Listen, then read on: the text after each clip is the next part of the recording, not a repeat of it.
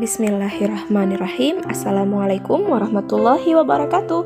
Halo, selamat pagi anak-anak soleh dan solehah. Apa kabarnya pagi hari ini? Masya Allah, Alhamdulillah kita sampai pada hari yang spesial untuk rakyat Indonesia. Insya Allah besok kita akan menginjak di tanggal 17 Agustus 2021, di mana tanggal 17 Agustus adalah hari yang spesial untuk Indonesia, karena di tanggal 17 Agustus 1945 Indonesia merdeka dari jajahan-jajahan para penjajah. Nah, kisah pagi hari ini juga ada hubungannya dengan para penjajah, tapi para penjajah yang pernah ada di zaman Rasulullah Shallallahu Alaihi Wasallam. Berhubungan dengan turunnya Quran surat Al-Qasas ayat 85 yang artinya, sesungguhnya Allah mewajibkan engkau Muhammad untuk melaksanakan hukum-hukum Al-Quran, benar-benar akan mengembalikanmu ke tempat kembali. Katakanlah Muhammad, Tuhanku mengetahui orang yang membawa petunjuk dan orang yang berada dalam kesesatan yang nyata. Ayat ini turun ketika Rasulullah Shallallahu Alaihi Wasallam sedang dalam perjalanan hijrah menuju ke Madinah bersama dengan Abu Bakar As-Siddiq. Saat itu Rasulullah dan para sahabat memutuskan untuk hijrah ke Madinah karena menghindari siksaan-siksaan dari para penjajah, yang saat itu para penjajahnya adalah orang-orang kafir Quraisy. Nah, mereka menindas Rasulullah dan para sahabat, menyakiti Rasulullah dan para sahabat, bahkan membuat Rasulullah dan para sahabat kelaparan di negaranya sendiri, yakni Mekah.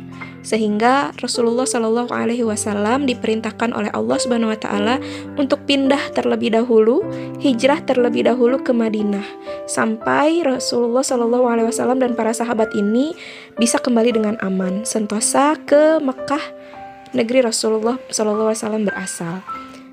Tetapi di tengah perjalanan, Rasulullah SAW berkali-kali melihat ke belakang, melihat ke negeri Mekah.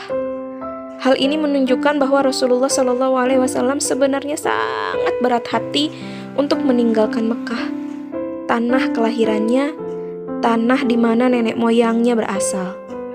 Hanya saja kepindahan Rasulullah ke Madinah haruslah tetap dilaksanakan, karena Rasulullah harus menyelamatkan terlebih dahulu para sahabat kaum muslimin yang selalu disiksa oleh orang-orang kafir Quraisy.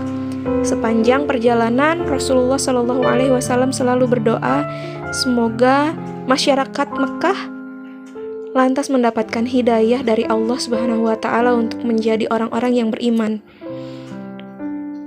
Dan akhirnya ayat ini turun untuk menghibur Rasulullah Shallallahu Alaihi Wasallam yang selalu mengingat Mekah sebagai negara asalnya.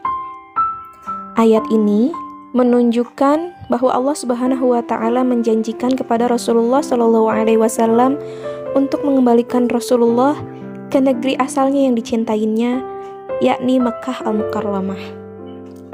Dan akhirnya Rasulullah Shallallahu Alaihi Wasallam kembali ke Mekah beberapa tahun kemudian, di saat peristiwa Fathu Mekah. Rasulullah bisa kembali dengan para sahabat ke Mekah, negara asalnya. Ini membuktikan bahwa Rasulullah Shallallahu Alaihi Wasallam sangat mencintai negara Mekah, negeri Mekah. Meski di Madinah, Rasulullah sebetulnya juga merasa nyaman.